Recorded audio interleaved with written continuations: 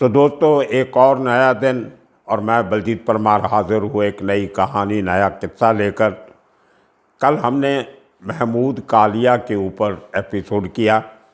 उसके बाद आपके बहुत सारे कमेंट आए कि हमें और कितने कहानियाँ महमूद कालिया की सुनाएं, क्योंकि उसके ऊपर बहुत कम मटेरियल जो है वो पब्लिक डोमेन में दिखाई देता है।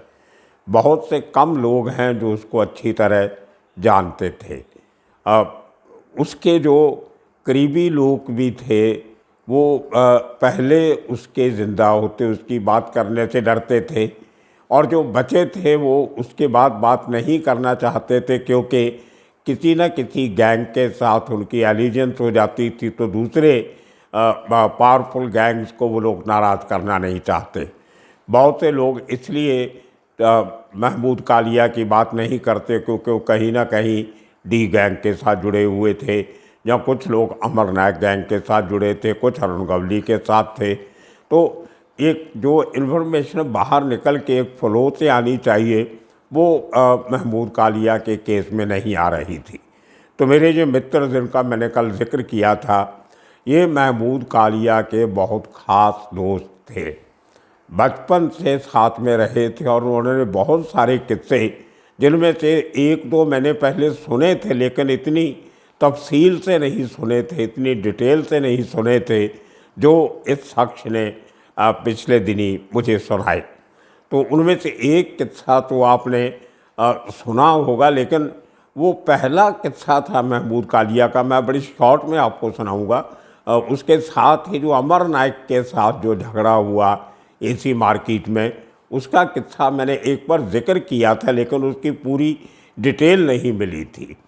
उस केस में भी ये शख्स महमूद कालिया के साथ थे जब इन्होंने एसी मार्केट में अमर नायक के ऊपर हमला करके उसको इंजर्ड किया था।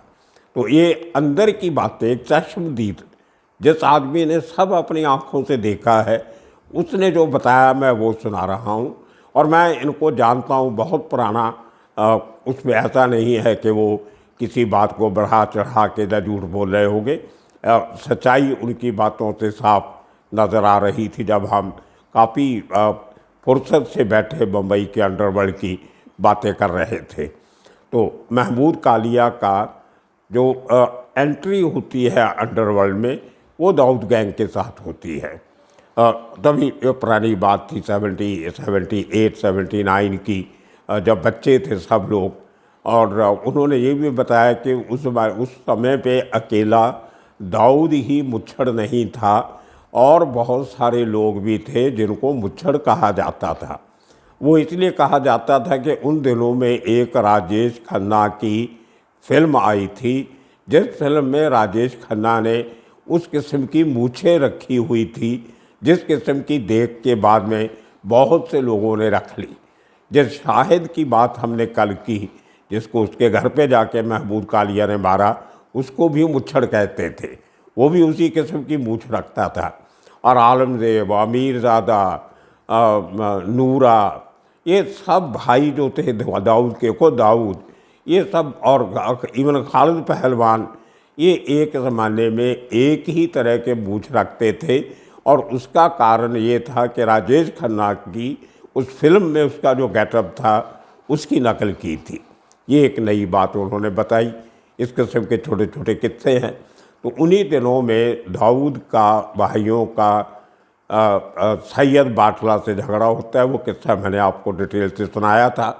तो सैयद बाटला पे जो अटैक करने वाले लोग थे वो और कोई नहीं था, वो महमूद कालिया ही था। तो जो उसके जो हाथ पांव तोड़े, काटे, वो सब काम जो था इतना बेदर्दी से, बेरहमी से जो किया था, वो महमूद कालिया ने किया था। तो दाऊद के साथ ही महमूद कालिया की एज अ गैंग मेंबर, एक गैंगस्टर की तरह उसकी जो शुरुआत होती है वो दाऊद के उस महल्ले से होती है जहाँ पे सैयद बाटला को बुरी तरह से पीटा गया था और निकम्मा कर दिया गया था। तो वहाँ से करीब आते आते इनके बाद में फ़र्क पड़ते हैं आपस में और अलग-अलग होते हैं। और आखिर में वो जो किस्सा मैंने कल सुनाया एयरपोर्ट पे एनकाउंटर के साथ महमूद कालिया का, अंत होता है।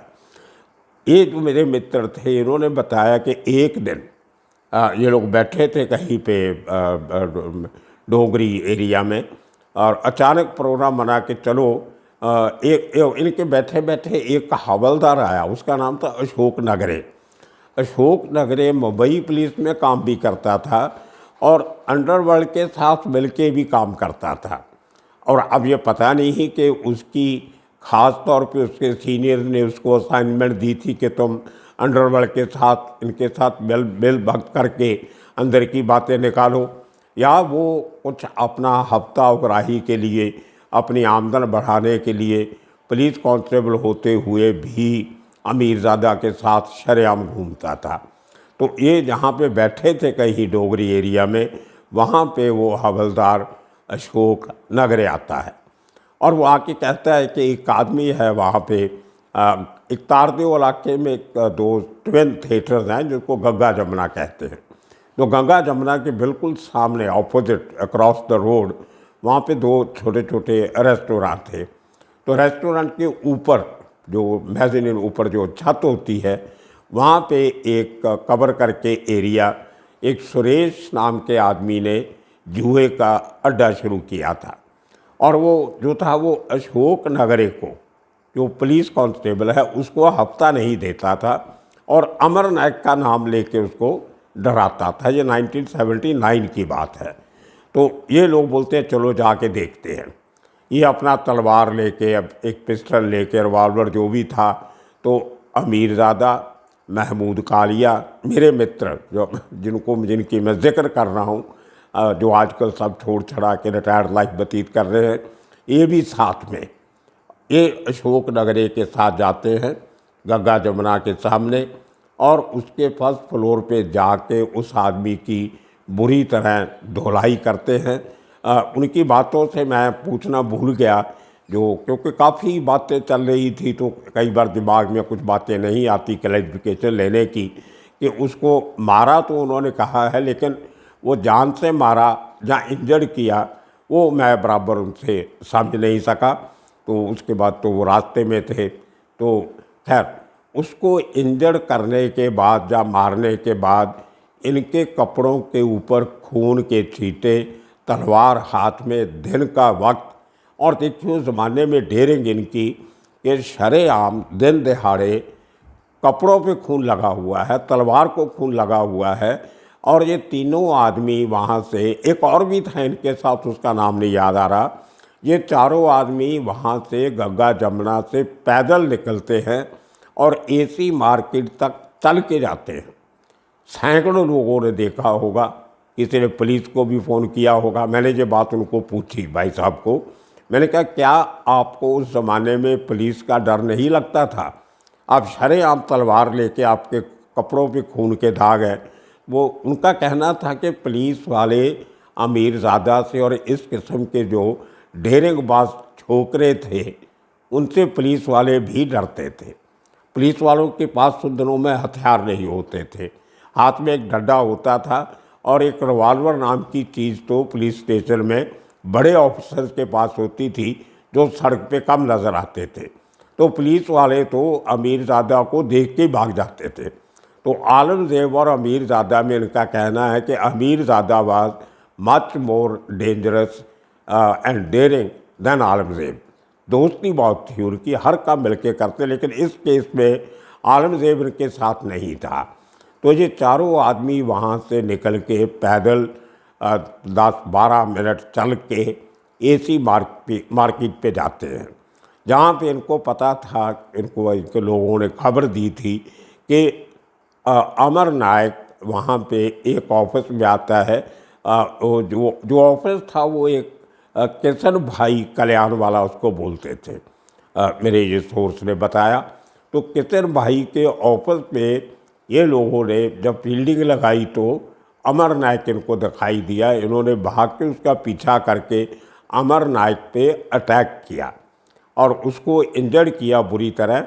जब कॉर्नर हुआ तो अमर नायक ने अपना वो एक रामपुरी चाकू हुआ करता था उन ज़माने में, जो उसने आपने नीचे जो शू पहनता था जराब उसके अंदर वो छुपा के रखा हुआ था, तो नीचे गिरे हुए अमर नायक ने वो चाकू निकाला और बड़ी फुर्ती से चाकू हिलाते हुए इनके ऊपर हमला करने का एक नाटक करते हुए, एक स्ट्रैटेजी बनाते हुए आगे बढ़ते बढ़ते दरवाजे तक आया और वहाँ से वो शूट एकदम करके स्पीड से भागा, इंजर्ड हुआ भी भागा।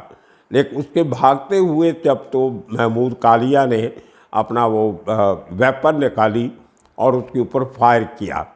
वो जो फायर था वहाँ पे एक और ऑफिस था जिसका कांच का दरवाज़ा था, वो ये तो भाग गया लेकिन वो गोली उस कांच के दरवाजे में लगी और अंदर एक बैठा जो आदमी था उस ऑफिस में वो हल्का सा इंजर्ड हुआ। तो ये लोग उसके पीछे भागे, लेकिन जो ऑफिस के बाहर जो उसके गैंग मेंबर खड़े रहते थे, जब उनको गोली वोली की आवाज़ सुनी, उन्होंने उनको पता चला कि शायद हमारे ही बॉस के ऊपर फायरिंग हो रही है, तो बड़े तरीके से वहाँ से उसको बैठा के टैक्सी में बैठा के जिसमें अबू जठार और इस किस्म के लोग थे, वो अमर नायक को वहाँ से बचा के भागने में कामयाब हो जाते हैं। इन लोगों के पास गाड़ी नहीं थी इसलिए पीछा नहीं कर सके, ये बात मुझे मेरे सोर्स ने बताई। तो इस किस्म के कांड उस ज़माने में मुंबई की सड़कों पे होते थे। पुलिस वाले भी डरते थे, लोग भी डरते थे। और वो पहला ऐसा मौका था जब एसी मार्केट में फायरिंग हुई और एसी मार्केट में ही इन लोगों ने एक बार एसी मार्केट में महमूद कालिया के बाप की दुकान भी थी। मैंने वो एक एपिसोड में आपको बताया था। वो बिल बोर्ड बनाया करते थे, पेंटिंग आर्टिस्ट थे जो साइन बोर्ड बनाते थे, बड़े बड़े पोस्टर फिल्मों के। एसी मार्केट में फिल्मों के प्रोड्यूसर डिस्ट्रीब्यूटर के बहुत ऑफिस थे, तो वहाँ वो बोर्ड बनाने का काम निकलता रहता था और अच्छी खासी कमाई उस ज़माने में, क्योंकि इनकी शॉर्टेज होती थी। बोर्ड बनाने वाले लोग शहर में बहुत कम होते थे। एक दादर एरिया था मेन जहाँ पे बहुत से लोग मिलते थे और अदरवाइज़ बहुत बड़े एरिए में एक या दो ही इस किस्म के बिल बोर्ड बनाने वाले जो अपने दुकानों पे जो साइन बोर्ड लगते हैं वो बनाने वाले लोग मिलते थे। तो महमूद कालिया का बाप उसी एसी मार्केट में अपनी बहुत एक बड़ी दुकान पे वो काम किया करता था और वहाँ के लोग उसके बाप से सिर्फ इसलिए डरते थे कि वो महमूद कालिया का बाप है। तो ये किस्सा इन्होंने मुझे सुनाया उस ज़माने का, जब कोई ऐसा ना तो इस किस्म का क्राइम कभी अखबारों में रिपोर्ट होता था, ना कभी ऐसे क्राइम की कभी कोई एनसी लिखी जाती थी या FIR रजिस्टर होती थी, क्योंकि कंप्लेनेंट ही कोई नहीं होता था। जो इंजर्ड हुआ या जिसको गोली लगी वो कंप्लेंट नहीं करेगा, पुलिस अपनी तरफ से केस रजिस्टर करेगी तो उसकी कार्रवाई नहीं होगी, तो अल्टीमेटली कोर्ट्स में वो केस सब रीफाइल हो जाएगा। तो इसलिए पुलिस भी ऐसे जो गुनाह होते थे उनको दर्ज नहीं किया करती थी। तो इसी तरह वो इस शख्स ने मुझे बताया, छोटे छोटे किस्से उस इलाके के बहुत चले, बहुत लंबी चौड़ी बातें हुई। तो बात करते करते सादिक कालिया का जिक्र निकला, तो मैंने उनसे वो किस्सा पूछा कि सादिक कालिया ने कैसे वो सदा सावंत जो अमर नायक का खास आदमी था उसको कैसे मारा। ये बात भी यही से निकली थी जब मुझे एक किसी ने बताया था कि एक बार जब अमर नायक बहुत बुरी तरह इंजर्ड हुआ था तो सदा सावंत उसको अपने कंधे पे उठा के उसको सेफ जगह पे लेके गया था अमर नायक को बचा के। उसके लिए अमर नायक हमेशा सदा सावंत की बहुत रिस्पेक्ट करता रहा। तो ये इसी केस से ये बात चली, तो उन्होंने बताया कि नहीं, इस केस में सदा सावंत अमर नायक को नहीं लेके गया था, वो दूसरा इंसिडेंट था जो इसके जो दादर में लोकल जो दुश्मन थे वहाँ पे कोई झगड़ा हुआ था। उस झगड़े के बाद एक इंजर्ड हालत में अमर नायक को सदा सावंत और सदिया उसने बचाया था। खैर, तो जब सदिया की बात चली तो मैंने उनको पूछा कि सादिक कालिया ने सदिया को और सदा सावंत को क्यों मारा। तो उन्होंने बताया कि सदा सावंत की दादागिरी उस इलाके में इतनी चलती थी। ये जिस साक्षी में बात कर रहा हूँ, इसका जो जवानी का पूरा टाइम था, बचपन का और टीनेज का, वो अगरीपाड़ा की उन बीआईटी चाल में ही गुजरा था। पुराना घर इनका वहीं पे होता था अगरीपाड़ा में, जहाँ पे एरिया को हमने छोटी दगड़ी चाल और बीआईटी चाल की हमने काफ़ी 4-5 सीरीज़ बनाई थी। उसी एरिया में जो शख्स रहा करते थे बचपन में। तो इन्होंने कहा कि सदा सावंत का जो जुल्म था, जो उसका टेरर था, उसकी हरकतें थी, वो इतनी बढ़ती जा रही थी इलाके में कि तकरीबन हर नौजवान उनसे दुखी था। बात करते करते उन्होंने यहाँ तक कह दिया कि अगर सदा सावंत को सादिक कालिया नहीं मारता तो वो मेरे हाथों से मारे जाने वाला था। मैं भी पूरी तैयारी करके बैठा था कि इस आदमी को ज़िंदा रहने का हक नहीं है। तो इस किस्म की बहुत सारी बातें जो फर्स्ट हैंड अकाउंट, जहाँ पे हमने उन लोगों से बात की है जिन्होंने ये सब कुछ अपनी आँखों से देखा है। ये कुछ सुनी सुनाई कहानियाँ नहीं हैं। ये लोग हैं असली एनसाइक्लोपीडिया, जो हमें अंदर की बातें बताते हैं। और मैं वो सब बातें जब जब कहीं मुझे मालूम पड़ती हैं आपके साथ शेयर करता हूँ। मैं एक माध्यम हूँ जो पूरे किस्से कहानियाँ लेके इकट्ठे करके आपको सुनाने का काम करता हूँ। तो दोस्तों, इस किस्से से एक जो बड़ी इम्पॉर्टेंट बात निकल के सामने आती है वो ये है कि बहुत बार अंडरवर्ल्ड के ऐसे कारनामे at the spur of the moment हो जाते हैं, मतलब अचानक हो जाते हैं, जिनकी कभी कोई प्लानिंग नहीं की होती कि हम क्या करेंगे, कहाँ जाएंगे, कैसे मारेंगे, फील्डिंग करना, रेकी करना। ऐसा ही एक इंटरेस्टिंग किस्सा मैंने आपको पहले सुनाया था, जो साबिर, दाऊद के बड़े भाई साबिर के मर्डर का था। उसमें अकबर लाला से आपने सुना था कि कैसे उसको घर से अचानक अमीरज़ादा और आलमगीर आए, उठा के ले गए कि चलो घूम के आना है, सरदार पाव भाजी खाना है और हाजी अली जूस सेंटर से जूस पीना है। और रास्ते में साबिर की गाड़ी नज़र आ गई और उसको पीछा करते करते उसको मारने तक की नौबत तक आ गई। उसी तरह इस केस में भी ये लोग आराम से अपने जगह पे बैठे थे। अशोक नागरे का आना, पुलिस वाले का, उनको शिकायत करना और इन लोगों को उसके साथ निकल जाना, सुरेश को मारना और सुरेश के मारने के बाद नागरे का ये कहना कि अशोक का कहना कि इसकी जो बैकिंग है वो अमर नायक की है। तो वहाँ से मार के उसको उसी रूप से अमर नायक को ढूंढने निकल जाते हैं। तो इनमें कोई प्लानिंग नहीं थी। बात करते करते हालात ऐसे बनते गए, सर्कमस्टांसेस ऐसे बन जाते हैं कि आगे की आगे चल पड़ते हैं। ये एक बहुत इम्पॉर्टेंट फैक्टर है जो उभर के आता है जब आप उन लोगों से बात करते हैं जिन लोगों ने ये सब चीज़ें बहुत करीब से देखी है, साथ बैठ के देखी है।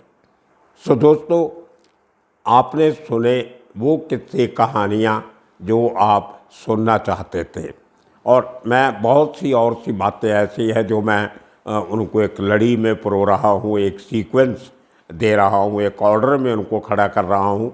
जितनी बातें मेरी इस शख्स से हुई है और बहुत सारी अंदर की बातें जो कभी भी निकल के सामने नहीं आई, वो सब की सब बातें मैं आपको आने वाले दिनों में सुनाऊंगा। जैसे जैसे उनकी तरतीब बनती रहेगी, जो मिसिंग लिंक्स हैं, जो कुछ बातें अभी जुड़ नहीं रही है, मेल नहीं खा रही हैं, वो सब इकट्ठा करके मैं आपको आने वाले दिनों में ये किस्से कहानियाँ सुनाता रहूँगा। तब तक के लिए आप सबका बहुत बहुत शुक्रिया, धन्यवाद।